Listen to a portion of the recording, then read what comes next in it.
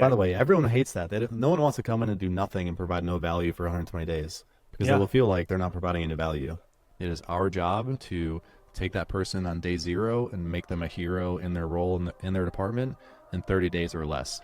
I can't take no loss. I don't even know what it costs. Today, we're going to start with talking about content creators or influencers and our thoughts on giving them equity in your company to help boost growth. That's really what it's there for.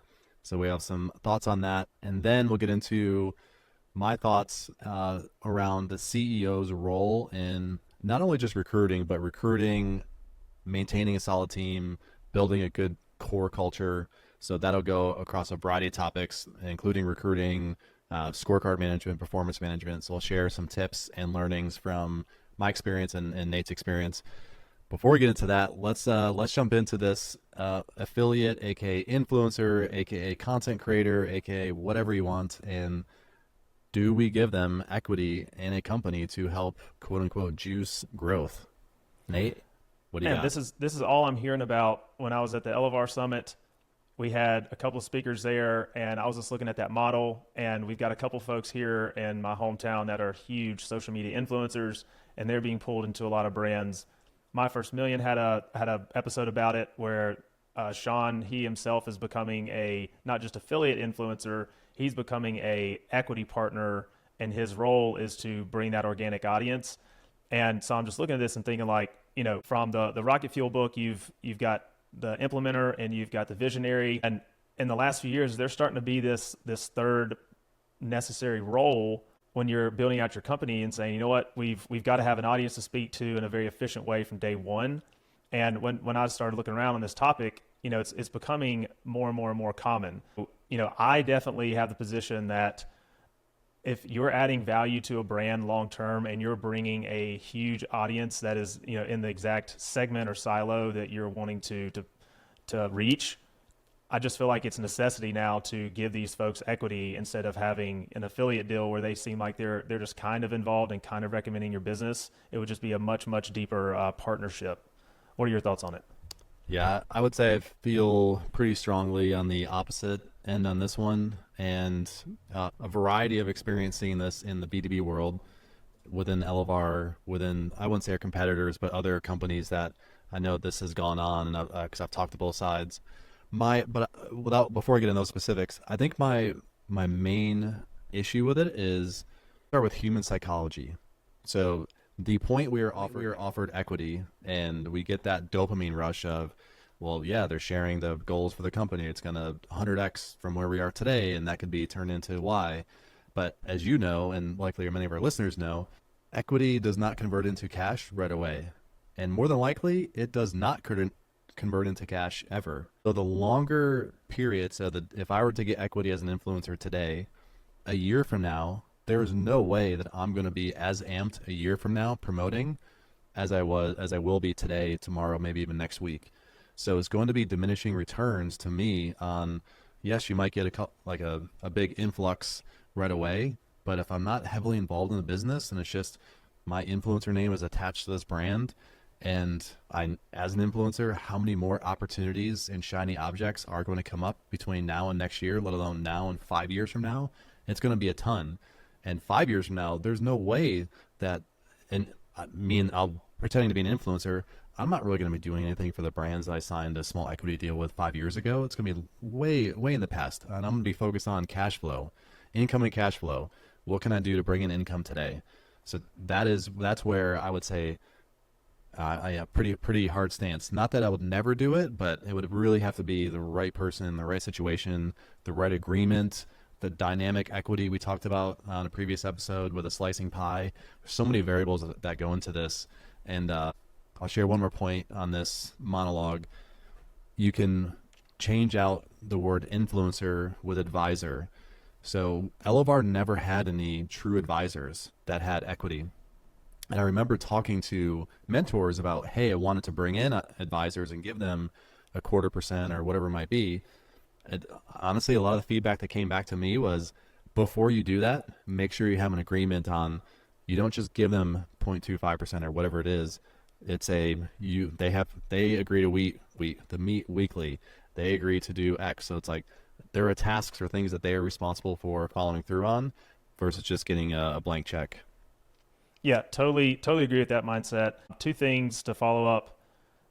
You're going to have marketing expenses as a business. And a lot of folks we spoke with at the LFR Summit, if you're a direct to consumer brand, the expense you have with marketing and customer acquisition is crazy. And it eats into your margin, and that's going to make your P&L look worse, and that's going to make your valuation or your multiple look worse. That's going to make your business look more risky. So I feel like the value that bringing an influencer could put on your P&L and I mean your company valuation, it makes it worth it to give them some equity. So I went to GPT and I said, do a browser search for the 5 most common equity compensation plans for these influencers. And it came back with some great options. I do think the number one that it came back with was this performance-based equity, which is somewhat what you're getting to there on the advisory board piece. But I totally agree that if someone comes in and they have 1 million followers in your industry and you just give them 25% of your business and there's no requirement for ongoing participation and contribution, that is going to end very poorly. Like, you've got to motivate this person or this influencer to continually promote your brand, continually build, and continually produce content, which is why you brought them on board in the first place. So definitely buyer beware. Make sure that there's going to be some performance-based equity. The other part is to make sure you do your due diligence with them as a person.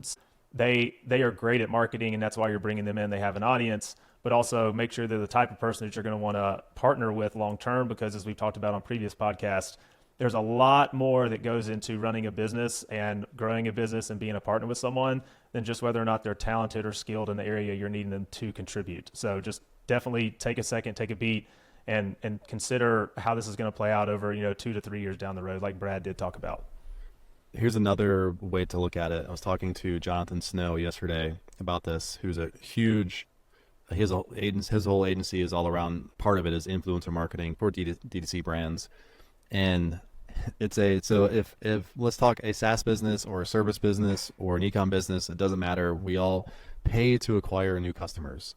So if I am willing to pay $1,000 to acquire a new customer for my SaaS business, because that's going to meet my return, which I want to see a 3-month return on that, whatever it might be. Or let's talk Facebook ROAS world. So if you are okay with getting a 1.5 to 2x return on your ad spend to get a new customer, because you know that you were going to convert that customer, a percentage of those, sell them a second, third item.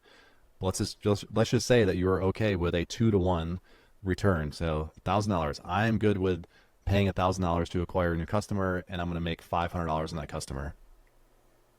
So that means you're paying Facebook $500. You're okay with giving Facebook $500, which is a 50% commission, essentially. Or not essentially, it is. You are paying 50%. In the world of content creators and influencers, why wouldn't you agree to that same contract and pay a 50% commission to an influencer, whether it's a B2B influencer or a direct-to-consumer? Why would you not have that same agreement? Because it's literally what you are okay with on these other platforms, whether it's Meta, Google Ads, etc. But in this case, it is an influencer, and it's just way higher than what you might expect. Like normally it's say 20% or 30%.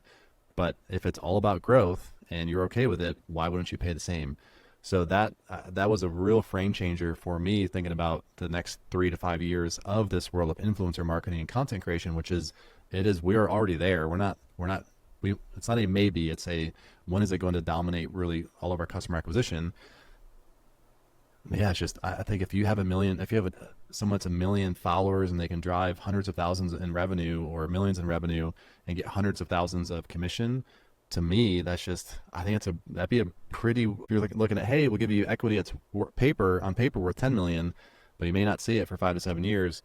Or you can go this way and you'll get a couple $100,000 a month in cash flow or year, whatever it might be. Which one do you want? So you think immediate cash flow is going to benefit the influencer versus a long-term equity play? And at the same time, when you're paying someone a commission, you had these conversions in May 2024, you're getting paid in June based off those conversions. That's a better model for the business, because it's the carrot is implied that, July comes and you've got to go out there and market and push people to my business over and over again. So I think it's better for both. Right. What percentage of businesses go through an exit?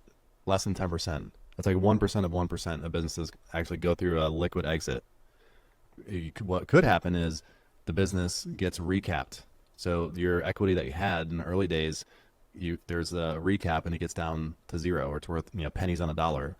So I think that's where, again, it's very much the hype, and there's that first week of let's do it. We got equity, and again, let me pivot back to the beginning where I was mentioning I've seen this in my world and in the Shopify app world, where there have been strong what I would call a B2B influencer in the world of Twitter, where they come on as quote unquote advisors or ambassadors, and they get a small piece of the pie. And anytime a conversation comes up on Twitter or LinkedIn, they're piping in and they're giving, they are promoting that brand and that product. And I believe the law is if you are an equity holder, you don't have to disclose that, say like, hey, I'm a partner. Or if you are paying, like we have a contract with Chew on This, where when they are promoting us, they have to put a disclosure, basically they're a partner of ours. So again, that's where I've seen it happen. I don't really know the results. I've talked to a few companies where it ended up flopping, and now these people have equity. So anyways, not to belabor the point, but I think I've seen enough where it wouldn't be I would very strongly encourage or push cash flow versus equity. If it was me as the business choosing, like, am I going to give this person equity, or am I going to give them a very strong incentive cash flow package? Well, in the conversation about equity motivation, do you give folks stock? Do you give them UARs? How do you motivate people well from a compensation standpoint? That definitely dovetails into this deeper topic you want to jump into as far as hiring and building out a team. So why don't we jump into that? I know you've got a bunch of stuff prepared, and I'm probably just going to play the role of interviewer here as you work through these points. Okay. So let me start with when we were $1 million, $2 million in revenue, I would always hear and read that a CEO's job is set the vision, make sure you have money in the bank, and get the right people, build the people, and set the culture. And as a doer of just GSDing all the time, I never got it. I was like, it doesn't make sense. What about these other things that I have to do? And as we matured as a business, I had multiple aha moments where I was sitting there. I was like, this is what they mean. I do need to make sure that I'm recruiting a third of my time and making sure we bring in the right people, keep the right people happy, etc. So that as you evolve and mature as a business, you will be hopefully working significantly less in the business and significantly more on the business. And a big chunk of that is the people side, finding the right people, building up the right people, motivating the right people, the folks on your team. So that was a big transition for me. And this dovetails into my second point, where when you have a failed employee, where either they're asked to leave or they leave on their own, 95, probably 99% of the time, it is not that person, it is you. Look in the mirror. And it's either you didn't have the right recruiting process, you didn't onboard the right person properly, or you didn't have the best support system or performance structure, performance management system in place to help that person go along. And that is for new managers, if you are in your 20s, and I've had to give that direct feedback to those where we've had these scenarios, it's a little bit of like, whoa, no, that was definitely that person. They came in and they didn't tell us everything during the interview process, and they didn't have the skills that were on their resume that we thought they were going to have. That's a you issue. That's not a them issue. You didn't do enough due diligence during recruiting. Or I come back to me, it's like, man, I didn't do a good enough job putting a process in place. So my hiring managers and the managers have a process to prevent that sort of situation. So that is I'll pause there on those two, but it was such a critical learning for me as I evolved. And even if you are not interviewing every person in the company, you still need to have a footprint or put your stamp on that hiring process, and that person comes in and they're not that 1% that makes it through. Yeah, and hearing Andrew Wilkinson talk about it, Tiny, and all the different companies he has, the process of due diligence he goes through with hires, whether, on the cheap side, you're the one doing the interviews, you're the one asking the follow-up questions or making those follow-up calls, and just making sure that the person that you're interviewing, what they're saying, like write some things down. If they're claiming things and claiming experience, go and look into that. And then also when he made the comment about the hammer, I don't want to steal any points that you've got down through here, but what is this person's hammer? If you're hiring a marketing person, are they just going to go from the same playbook every single time and they just think, rinse and repeat, every business is the same? nothing's dynamic, and I'm just going to, do the exact same playbook of execution at this new company that I've done at 4 other companies. So I thought, I definitely agree with you can take a bad employee from one company, put them in a role that's set up for success, and they will thrive, and vice versa. You can hire a star from another team that's very, very expensive, and you don't have the infrastructure, the process, or a clearly defined role for them, and it just like completely falls apart. I've done both for sure. Yeah. So let's progress. I'm going to treat this like a timeline.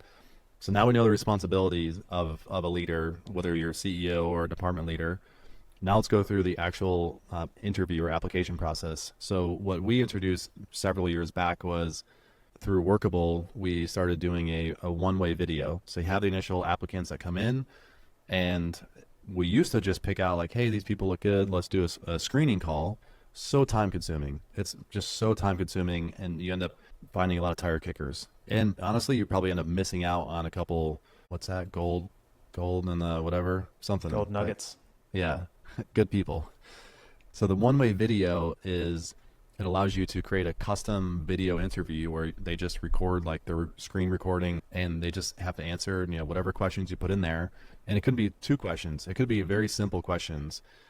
And to me, that was probably one of the better things that we did early to create efficiency in our hiring process.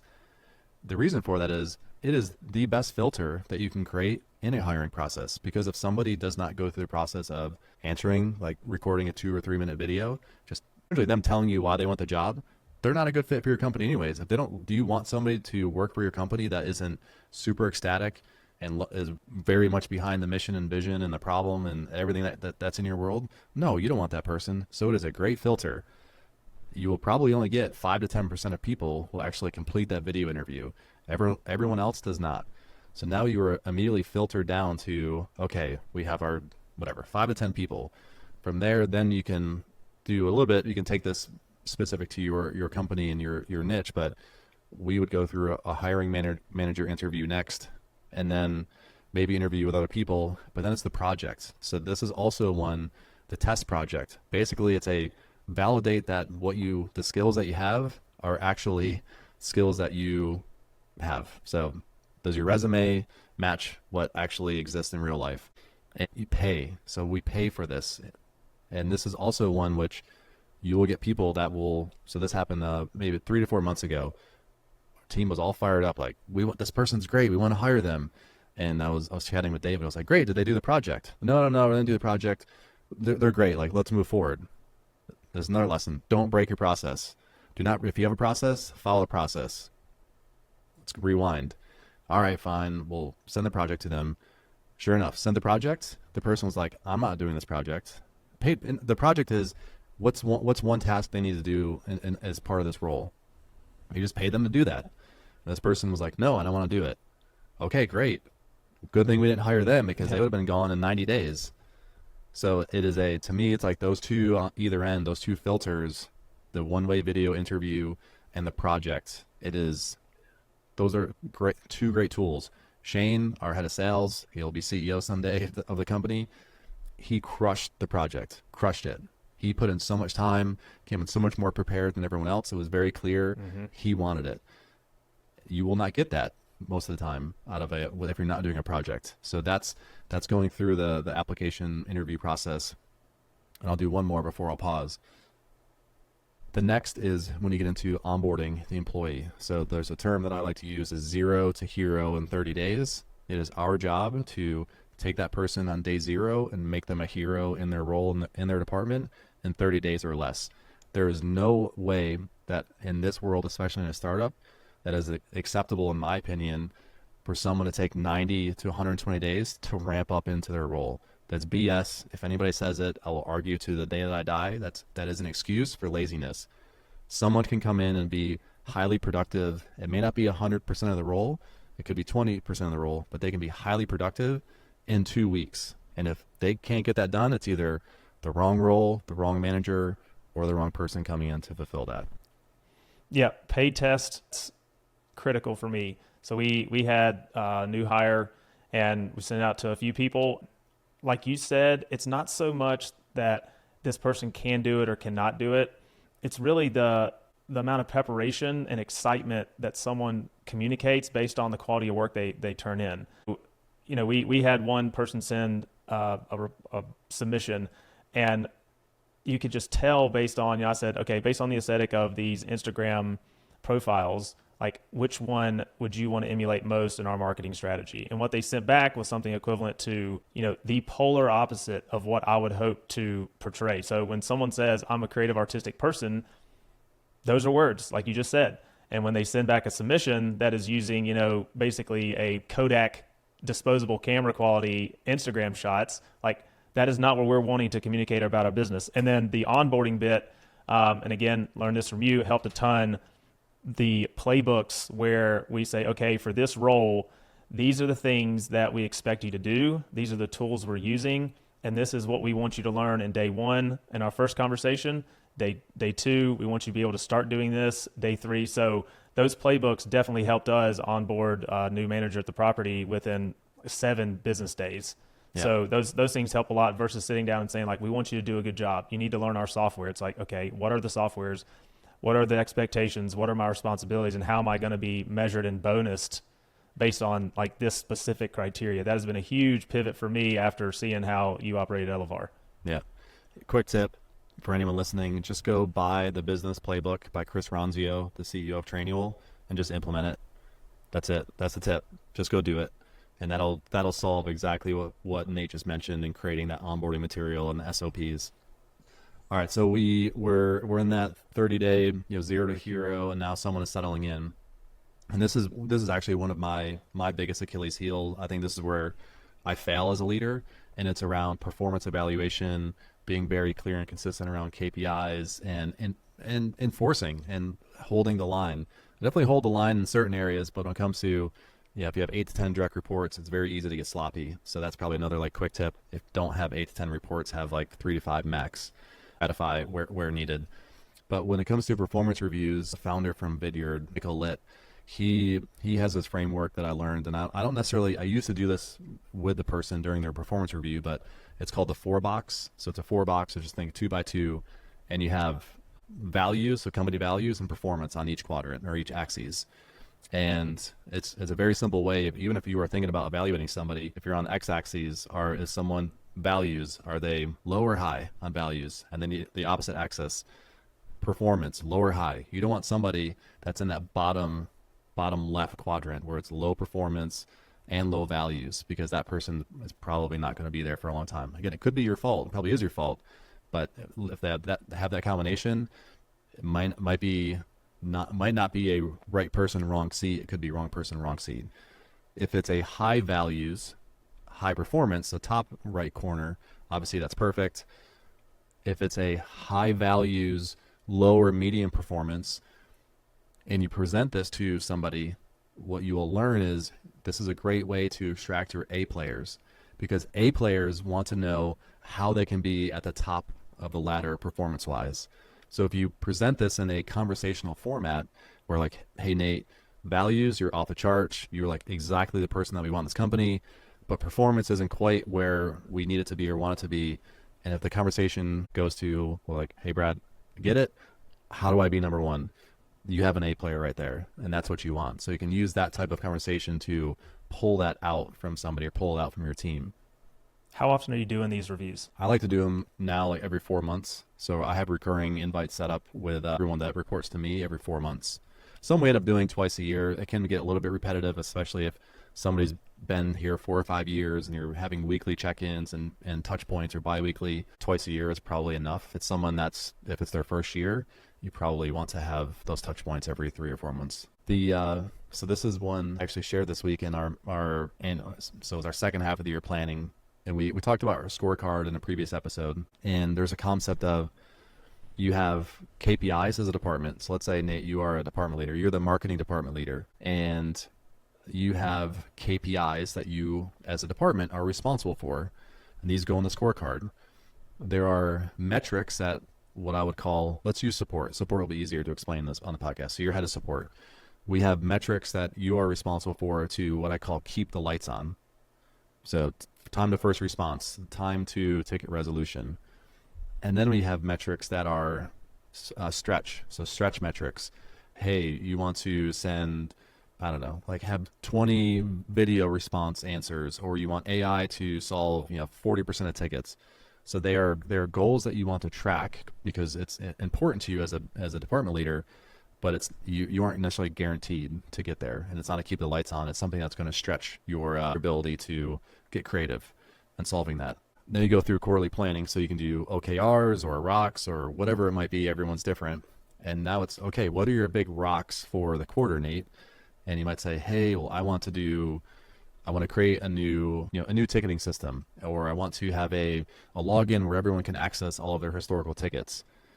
The common question I would get from a lot of our department leaders is, well, how are those different? If those are rocks that I'm focusing on, how are those different than the KPIs that I'm responsible for? Like, how do I do both? Do I replace them? Do I put the rocks in the scorecard? So I had to use this like ice age analogy, because I was getting these questions every 6 months or every meeting. So just think it's ice age. You're sitting on top of the hill. You have a log house. Your commit metrics are, do you have food, like your food supply, your water supply, your firewood? So those are your commit metrics. That's your scorecard. Your stretch, hey, salmon. I want to eat salmon. I want like some heavy fur coats for the winter. So those are your stretch goals. So those are going to exist no matter what. That's just part of your life, living in this magical house on top of a hill, on top of a mountain in the ice age. Then you have, okay, rocks. Let's say you expanded your family, so you need to expand the house. So now you're going to go out in the woods, and you are going to go find some trees with big wood, maybe it's pine trees, whatever it might be, or big rocks, and you're going to push those up the hill to expand your house. So even though you are focusing on going out there to find these other rocks or pine trees to expand your house, so that is like your literal rock for the quarter, and push this up, it doesn't take away from the necessity of your commit metrics or goals of food supply, water supply, food, water, fire, so like logs, and then your stretch goals. So I don't know if that makes sense or it lands, but it was the question that kept coming up over and over again with our department leaders of, I don't understand my scorecard metrics versus my rocks. Yeah, so what I heard from that, your food, water, and fire, those are things you have to have in order to stay alive. Yes. And then to bring that metaphor to a business, you've got metrics, you've got revenue, you've got critical performance items for your role that you have to perform on. Yes. And so you've got to take care of those to keep the lights on. You've got to take care of these to remain on the team. And then you've got these other stretch metrics or stretch goals that's going to say, okay, while maintaining these critical items, I'm going to put time in a wise, intelligent manner into like doing these reach and these stretches to bring something new to the business, a new facet that's going to probably bring my value up on that performance versus value diagram. Yep. So you're going to be a high performer no matter what, and you're going to ratchet up that value as time moves forward as you achieve these stretch goals. Yep. Okay. Yeah. All right. And just to wrap this up as you get towards the end of this, I would say timeline of recruiting and hiring. So you brought someone in, they became a hero in less than 30 days. They're very clear on their objectives as a department leader. They have their metrics and rocks and all of that.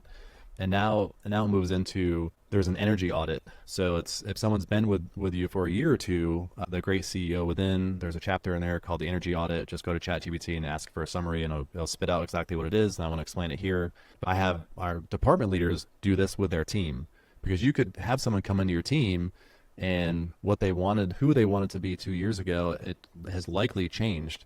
So there's things that they loved to do 2 years ago that today they're like, no, that's kind of boring. I don't like that as much anymore. It doesn't bring me energy.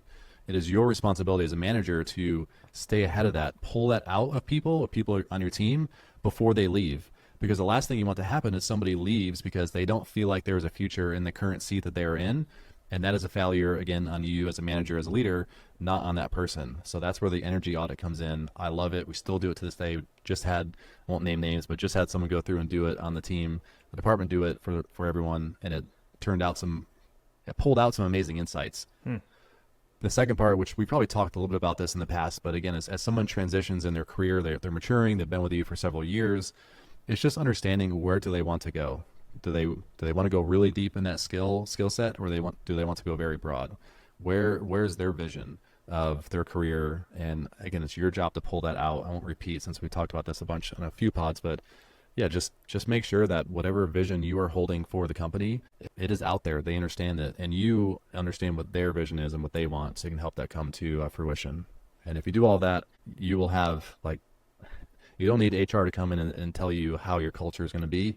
If you handle this process like this, and again, we have not done it perfect by any means, but I think I've learned a lot of lessons of what has made us tick well as a great culture. And also, we've had time where we've had, a lot of hires that didn't work out, and that impacted a lot of things, impacted growth. So I think this can help be a really build you a solid core of your own company culture. All right, I think we got time for one QA question. I'm going to spit back to you what I've heard during your talk here, and you can tell me where you would like to tweak what I've learned here, what we could change, whatever. Very first thing, if you're CEO, if you're in a hiring role, you're going to be spending upwards to 33% of your time, a third of your week, a third of your month, quarter, to recruiting, hiring, finding out who's going to fill the future seats, and determining what future seats need to be filled. Correct. All right. And then when someone comes in, when you're hiring somebody, make sure before you're even asking someone to join your team that you have a process and an infrastructure that's going to receive people well. You're going to put them in a job, you're going to put them in their role, and it's going to be clearly defined, and you're going to have some type of playbook or process, SOP, to onboard them in an efficient manner, right? Correct. And I'll say it's the trust what people tell you they're skilled at, but validate it. So trust, but validate. Yeah, so this is the point in the process where you have a paid test of some sort to actually allow them to show you, not just tell you that they can do what you're hiring them to do. Correct. And then you're hoping that this process that you have, the structure, is going to aim to bring someone from 0 to hero in 30 days. Correct. This is when you said you don't need 90 to 120 days for the vast majority of job roles in the world to bring someone on and make them function on your team. Correct. Okay. By the way, everyone hates that. No one wants to come in and do nothing and provide no value for 120 days because they will feel like they're not providing any value. All right. So once someone starts getting settled in their role, the first year you're going to have more frequent, possibly every 4 months, maybe every quarter during the first 6 months, and it's going to be a performance review where you're putting them on that chart to try to determine value and performance, and you want them in the upper right quadrant of that where they're performing very well because they understand their role and responsibilities, and they also are delivering high value to the company as well. Yeah. And you said those performance reviews help you determine, okay, if someone's performing high and they don't have great value, based on how the employee is going to respond to this conversation, you're going to be able to fish out your very high performers and your C-level players in your company. Yeah. You also fish out where do they see themselves going? So that's like a nuance of some of the questions. And also give them an opportunity to tell you where you suck. Like, where's the company underperforming? Where are you underperforming as a manager? Because that's just as important as well.